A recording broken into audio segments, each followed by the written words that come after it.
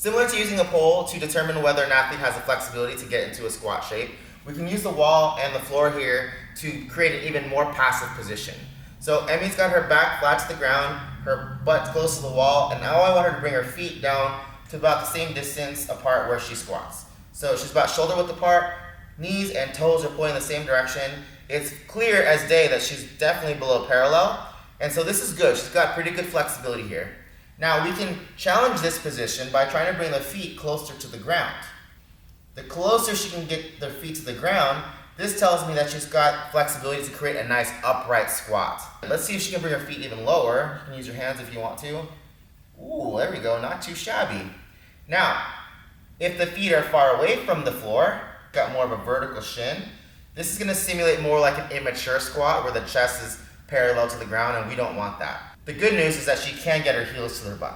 If she moves her butt away from the wall, so scoots away, scoot away a little bit more. Now you can see that she's definitely not below parallel. This is actually just about parallel. So those are a couple things that you can look at. The butt's distance from the wall is going to tell you how deep the athlete can squat, and the distance from the heels to the ground is going to tell you how upright their squat is. This is also a really great position to determine whether or not the athlete has any imbalances. So Emmy's got an interesting situation going on here where this right foot is farther up than the left foot.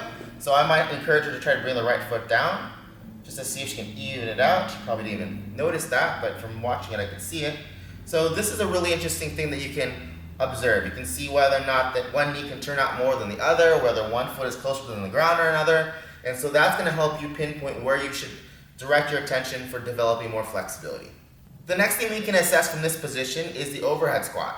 So if Emmy puts her hands over her head, you're going to notice that her ribs are going to flare out as she brings her hands closer to the ground.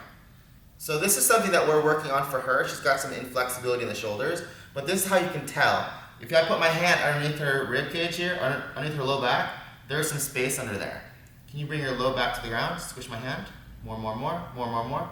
You see that her hands come up off the ground. So now we know, now we know that we have some opportunity to improve her overhead squat, and it's not related to the hips or the squat itself.